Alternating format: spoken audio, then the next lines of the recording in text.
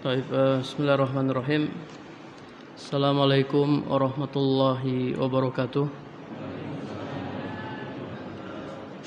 Innal hamdalillah nahmaduhu wa nasta'inuhu wa nastaghfiruh wa na'udzu billahi min shururi anfusina wa min sayyiati a'malina. May yahdihillahu fala mudhillalah wa may yudlil fala hadiyalah. Wa ashhadu an la ilaha illallah wahdahu la syarikalah wa ashhadu anna Muhammadan abduhu wa rasuluh sallallahu alaihi wasallam. Amma ba'du, para jamaah, bapak dan ibu-ibu rahimakumullah. Alhamdulillah kita bertemu kembali dalam kajian kitab Mulakhas Fiqih, ringkasan fikih karya Dr. Shalih bin Fauzan bin Abdullah Al-Fauzan hafizahullah ta'ala. Pada kesempatan ini kita akan membahas babun fi ahkamil haid wan nifas,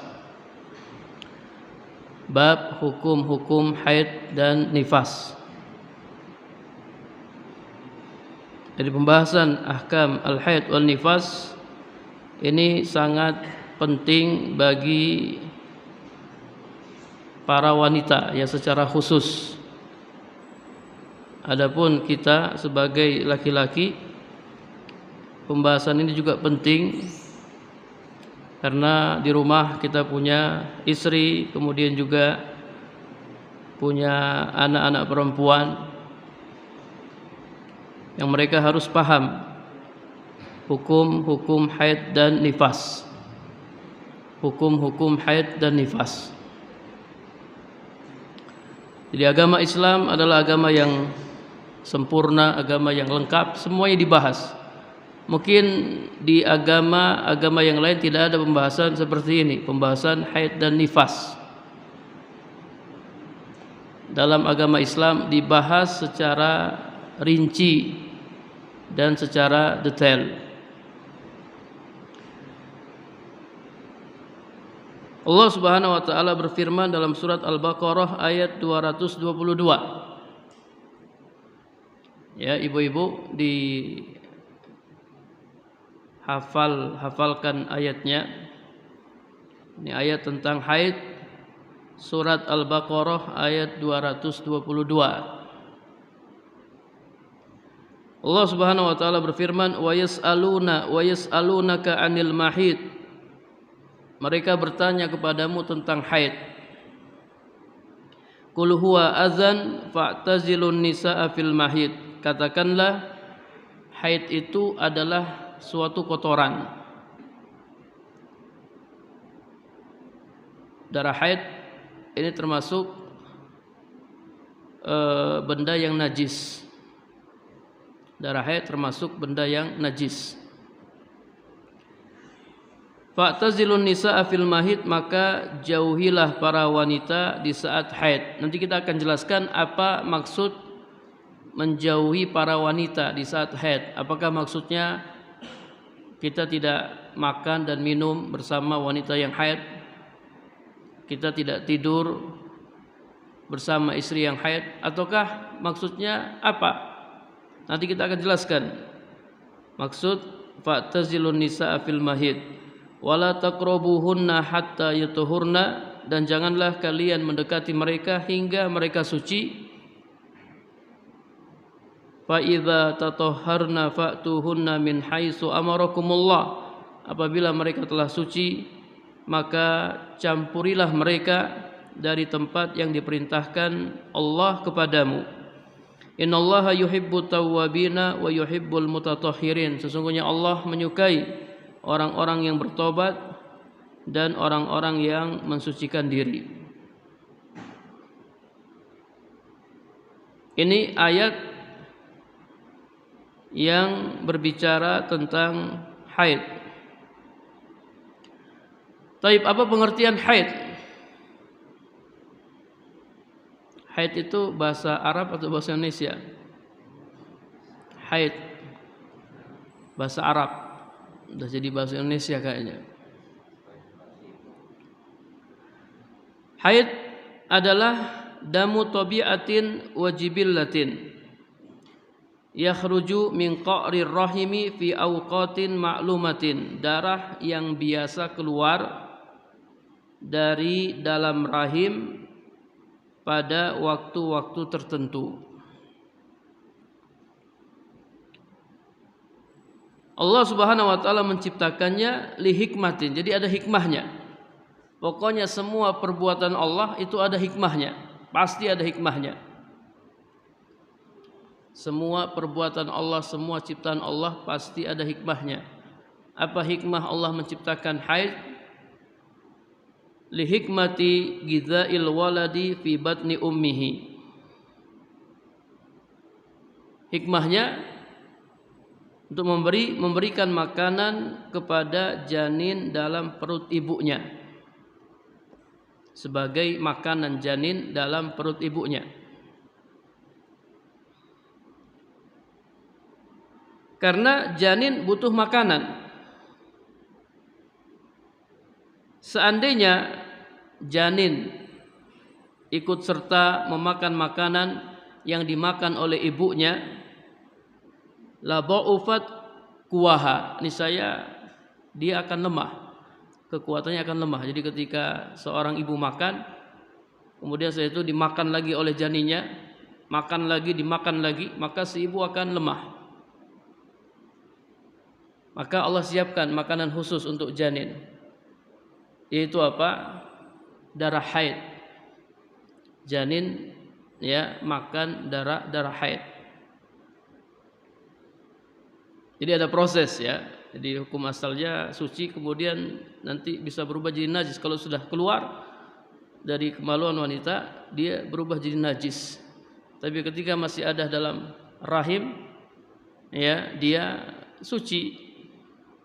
Makanan janin.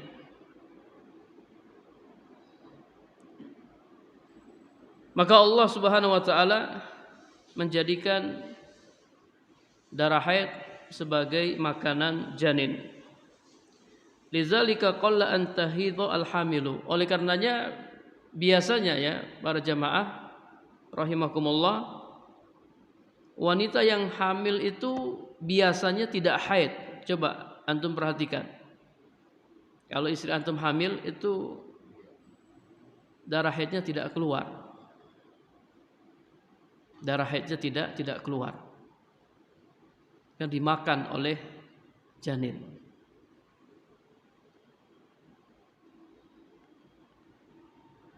Fa idza waladat qalabahu Allahu labanan yadurru min sadiyaiha. Kalau si wanita melahirkan, anaknya keluar, maka Allah Subhanahu wa taala mengubah darah tersebut menjadi ASI, menjadi air susu atau ASI. Liyataghadza bihi waladuha, agar si anak bisa memakan darinya. Anak kecil kan belum bisa makan apa-apa, belum bisa makan makanan. Makanannya ASI. Walizalika qalla an tahidha al-murdi'u. Oleh karenanya wanita yang menyusui juga jarang haid. Coba antum perhatikan, kalau istri antum menyusui itu jarang haid. Ketika hamil ya haidnya tidak keluar, ketika menyusui haidnya juga tidak keluar. Allah rubah jadi ASI. Allah rubah jadi ASI. Masya Allah ya. Beruntung ini ibu-ibu yang nyusui anaknya pakai ASI. Karena sebagian perempuan itu tidak mau nyusui anaknya. Jadi kalau punya anaknya dikasih susu kaleng, susu bubuk ya, susu sapi. Anaknya dikasih susu sapi. Nanti kalau sudah besar, lalu disuruh anaknya moh ya, disuruh moh karena ketika kecil dikasih susu sapi. Jadi ASI itu penting. Para ulama membahas tentang pentingnya ASI. ASI itu bisa menyehatkan dan ASI itu bisa mencerdaskan, membuat anak cerdas. Bahkan menyusui anak itu diatur dalam Islam. Berapa lama waktu menyusui anak? Penyusuan yang sempurna 2 tahun. Wal walidatu yurdi'na auladahunna haulaini kamilain. Ya, hendaknya ya ibu-ibu nyusui anak-anak mereka selama 2 tahun. Bagi yang ingin menyempurnakan penyusuan.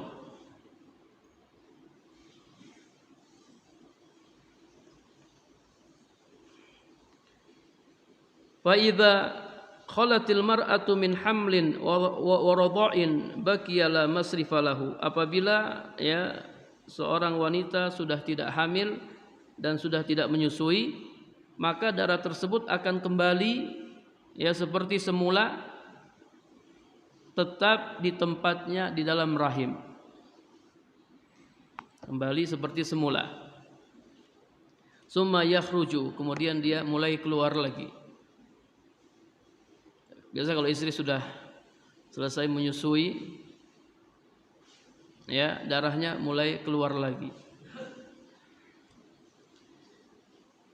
Summa yakhruju fil ghalibi fi kulli shahrin sittata ayyam aw sab'ata ayyam. Kemudian dia mulai keluar lagi. Umumnya ya biasanya wanita haid itu dalam sebulan dia haid selama 6 hari atau 7 hari. Umumnya seperti ini. Wanita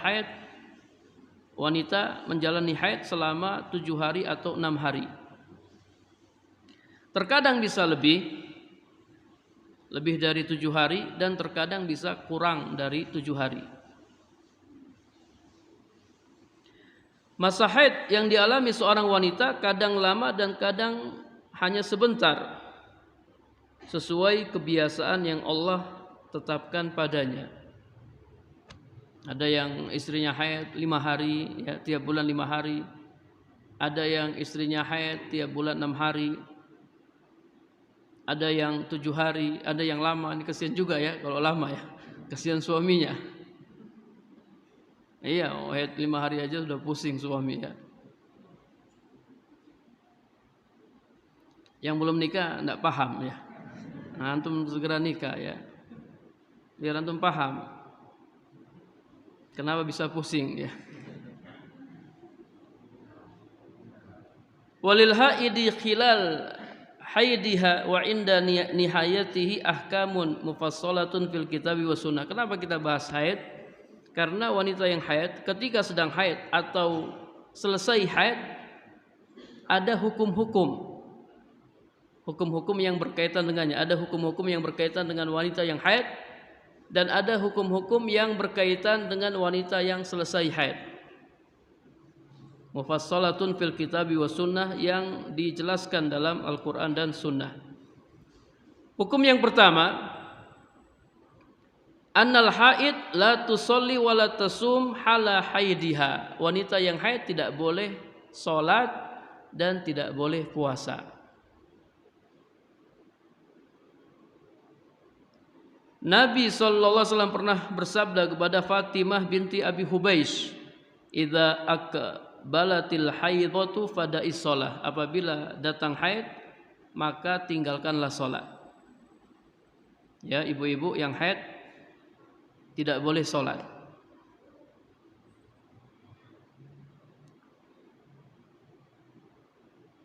Jadi yang boleh meninggalkan sholat ibu-ibu ya.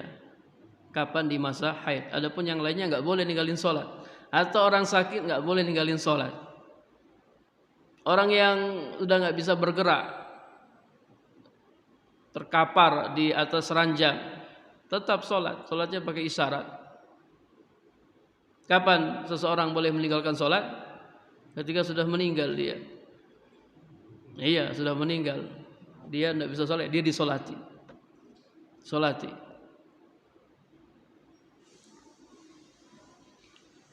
Seandainya wanita yang haid puasa atau sholat, lam yasihalaha saumun wala sholatun, maka tidak sah puasa dan sholatnya. Jadi kalau ada ibu-ibu, anak mau tetap sholat aja walaupun sedang haid, anak mau tetap puasa saja walaupun sedang haid, maka puasa dan sholatnya tidak sah.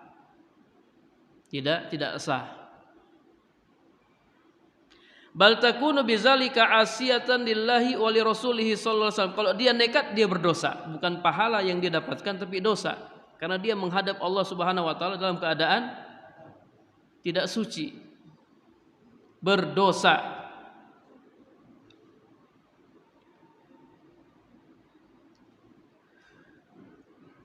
Hukum yang kedua, apabila dia suci dari haidnya, maka dia harus mengkodok puasanya dan tidak perlu mengkodok sholatnya. Ini berdasarkan ijma para ulama. Wanita yang haid wajib mengkodok puasa yang wajib ya, seperti puasa Ramadan. Adapun sholat tidak perlu dikodok. Aisyah radhiyallahu anha pernah berkata, kunna nahidu ala ahdi Rasulillah sallallahu alaihi wasallam. Dahulu kami pernah haid di masa Rasulullah sallallahu alaihi wasallam, fakunna nu'maru biqadha'is shaum wala nu'maru biqadha'is shalah. Kami diperintahkan untuk mengqadha puasa dan tidak diperintahkan untuk mengqadha salat. Muttafaqun alaih. Ini alasannya. Jadi kalau ada yang nanya, "Ustaz, kenapa wanita haid mengqadha puasa dan tidak mengqadha salat? Bukankah puasa dan salat ini rukun Islam? Kenapa sholat tidak diqadha, Ustaz? Puasa diqadha. Kenapa? Jawabannya ini. Ya. Karena dulu ya para wanita haid di masa Rasulullah, mereka diperintahkan untuk mengqadha puasa dan tidak diperintahkan untuk mengqadha sholat. Selesai. Jawab pakai perkataan Aisyah. Memang perintahnya seperti itu. Memang perintahnya seperti itu.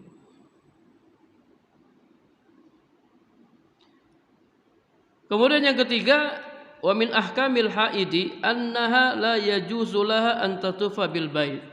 Wanita yang haid tidak boleh tawaf di Ka'bah.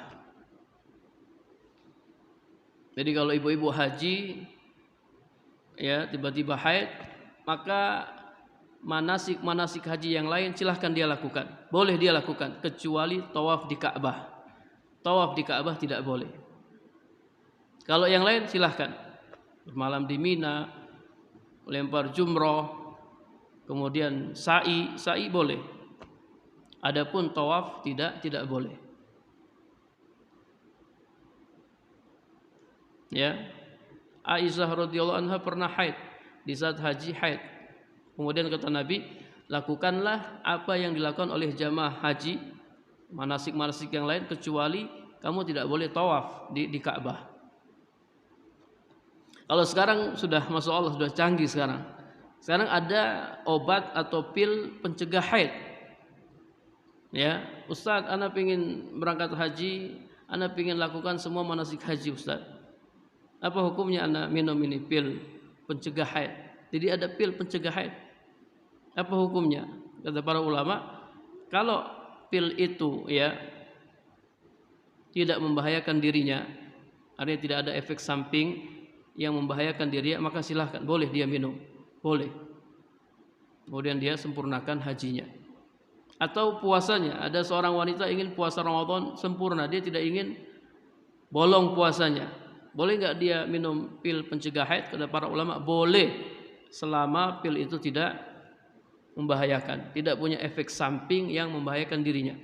Gimana cara tahunya? Tanya sama ahli, tanya sama dokter.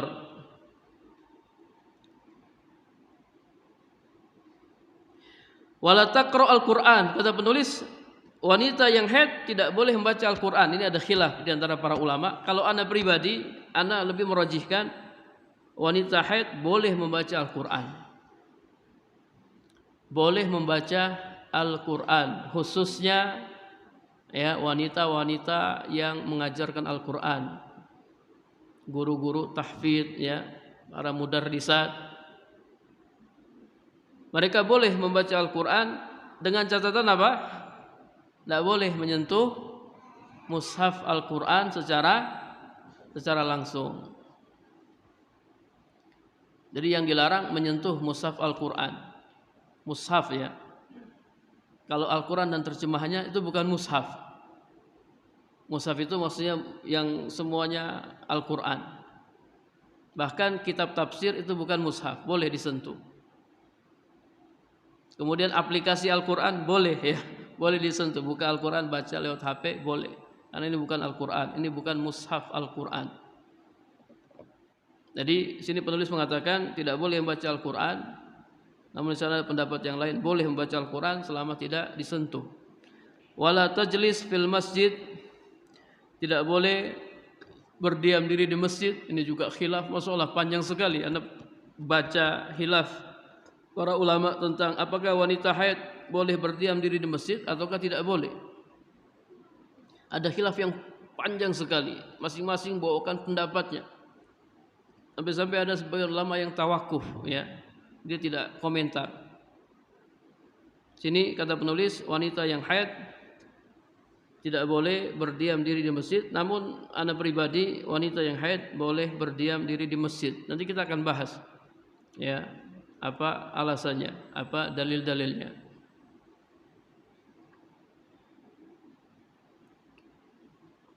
Ya karena tidak ada dalil yang melarang. Secara umum tidak ada dalil yang melarang wanita haid berdiam diri di masjid. Coba antum cari dalil yang melarang wanita haid berdiam diri di masjid, tidak ada.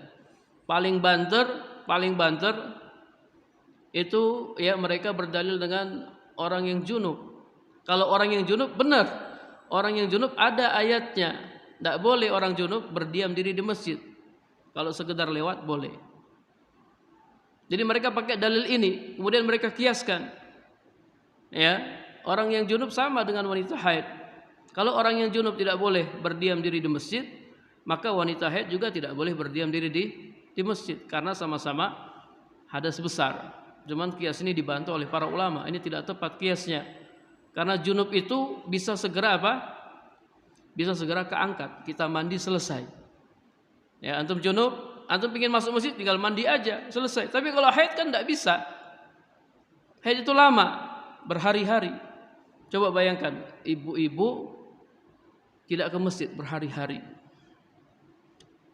Jadi tidak tepat dia mengkiaskan wanita haid dengan orang yang junub. Dan wanita yang haid tidak boleh dicampuri. Tidak boleh digauli pada kemaluannya hingga selesai haidnya dan hingga mandi. Ini pernah ditanyakan ya. Haidnya selesai dan mandi. Mandi dulu ya. Kalau haidnya sudah selesai belum mandi, belum boleh digauli. Belum boleh dicampuri. Ustaz nanti mandinya di jamaah aja Ustaz. Ya.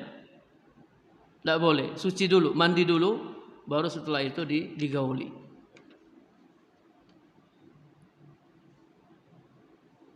Allah Subhanahu wa taala berfirman dalam surat Al-Baqarah ayat 222, surat yang tadi sudah kita bacakan, wa yas'alunaka 'anil mahid qul huwa azan fa'tazilun nisaa fil mahid wala taqrabuhunna hatta yatahurna fa idza tatahharna fa'tuhunna min haitsu amarakumullah. Wa makna i'tizal ya, makna i'tizal, makna menjauhi para wanita adalah tarkul wat'i, tidak menggauli mereka. Jadi ketika wanita haid yang tidak boleh digauli, yang tidak boleh digauli. Adapun makan bareng boleh, tidur bareng boleh. Ustaz bercumbu boleh enggak Ustaz? Boleh enggak bercumbu?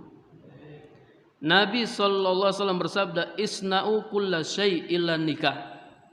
Isna'u kulla syai', lakukanlah kulla syai', lakukanlah segalanya kecuali nikah. Dalam riwayat lain illal jima', kecuali melakukan hubungan intim. Jadi bercumbu boleh ya.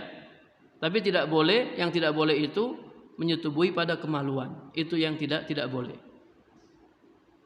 Makanya Nabi kalau istrinya haid, Nabi letakkan sesuatu di kemaluannya. Kemudian beliau cumbui istrinya. Masya Allah ya, kalau kita belajar kita jadi tahu ya. Kalau tidak belajar nggak tahu. yang belum nikah ya, ini sebagai maklumat ya. Iya, antum teori dulu ya, antum belum bisa praktek. Al ilmu qoblal amal ya. Ilmu itu sebelum beramal.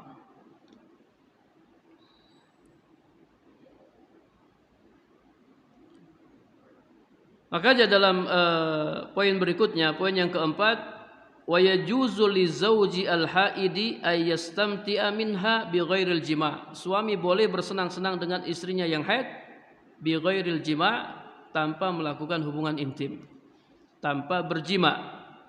Fil farji, pada kemaluan. Seperti apa yang boleh? Mencium istri, kemudian juga meraba istri, dan lain-lain ya. Udah, dan lain-lain, enggak usah disarah lagi.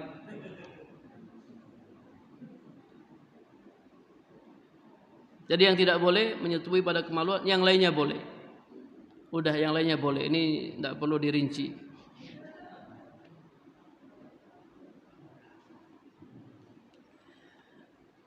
Kemudian yang kelima, wala yajuzu li zawjiha ayyutalliqaha wa hiya haidun. Suami tidak boleh mentalak istrinya yang sedang haid. Suami tidak boleh mentalak atau menceraikan istrinya yang sedang haid. Allah Subhanahu wa taala berfirman, ya ayyuhan nabiyyu idza talaqtumun nisaa fatalliquhunna liiddatihin. Surat At-Tolak ayat 1. Wahai Nabi, apabila kamu menceraikan istrimu, maka ceraikanlah mereka pada waktu mereka dapat menghadapi iddahnya yang wajar. Apa makna pada waktu mereka dapat menghadapi iddahnya yang wajar? Maknanya, talaklah mereka ketika mereka suci dan belum digauli. Perhatikan, ini penting nih ya. Ketika mereka suci dan belum digauli. Kalau suami mau mentalak istrinya, dia boleh mentalak istrinya di saat istrinya suci dan belum digauli.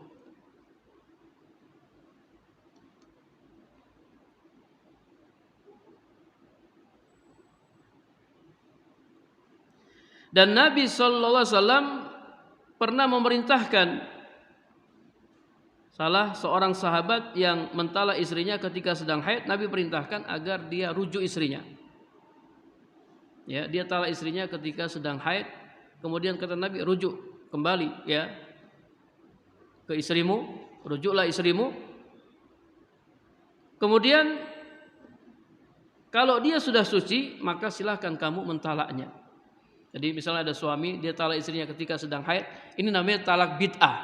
Kalau kita belajar ya, talak, ada talak sunnah, ada talak bid'ah. Talak sunnah itu talak yang dijatuhkan pada waktunya, pada waktu yang tepat, pada waktu yang diperintahkan oleh Allah Subhanahu wa taala. Dan bilangannya juga tepat. Tidak boleh kita langsung mentalak 3 istri kita. Misalnya ada orang mengatakan kepada istrinya, saya talak 3 kamu. Atau dia mengulang, saya talak kamu, saya talak kamu, saya talak kamu, dalam satu majelis. Tidak boleh, ini namanya talak bid'ah. Talak itu satu-satu ya, ditalak 1 kali, nanti dia jalani masa iddah. Nanti kalau rujuk ya, kemudian ada masalah, baru boleh ditalak lagi. Tidak boleh mentalak istri ya secara langsung 3 kali dalam satu majelis. Tidak boleh, talak bid'ah. Mentalak istri saat haid, talak bid'ah. Siapa yang lakukan, dia harus rujuk. Oke, dia rujuk istrinya. Rujuk istrinya. Nanti ketika istrinya suci, kan itu sedang haid itu kan, ditahan sampai istrinya suci. Nanti kalau sudah suci, baru dia boleh jatuhkan talak. Ingat, suci yang belum digauli. Kalau istrinya suci, karena dia sudah libur lama, ya, istrinya suci, nalak enggak ya? Nalak enggak ya? Masih cinta ternyata ya. Akhirnya dia gauli istrinya di saat suci itu, maka dia tidak boleh nalak. Oh, tidak boleh, anu tidak boleh talak. Syariat melarang. Tunggu ya, dia haid lagi, kemudian dia suci lagi, baru. Kalau dia nunggu misalnya, dia nunggu haid lagi, haidnya lama ya 7 hari, Tidak boleh jatuhkan talak di saat haid. Kemudian ketika suci, aduh nalak enggak ya? Nalak enggak ya? Oh enggak jadi. Dia gauli lagi istrinya. Terus seperti itu. Akhirnya apa? Dia tidak jadi menceraikan istrinya. Ini kata para ulama, ini hikmah. Kenapa harus mentalak istri ya pada waktunya, waktu yang tepat. Tidak boleh sembarangan menjatuhkan talak. Talak itu ada aturannya. Akhirnya enggak jadi dia. Para jamaah rahimakumullah, kita bahas talak ini bukan kita ingin mempraktikkan talak, bukan ya. Hanya sekedar maklumat supaya kita tahu, oh ternyata hukum-hukumnya seperti ini.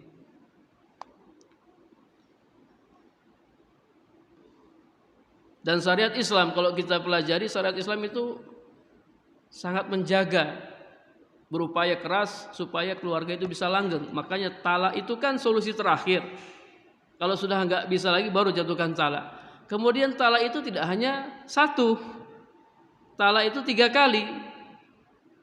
Tidak hanya satu kemudian pisah, tidak ada masa iddah, bisa rujuk istri. Kemudian talak itu ada aturannya. Jadi diupayakan gimana caranya supaya suami istri ini enggak cerai.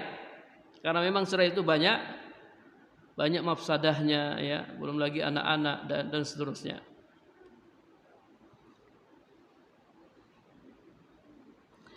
Taib, jadi tidak boleh suami mentalak istrinya yang sedang haid. Yang dibolehkan dia mentalak istrinya di saat suci yang belum digauli.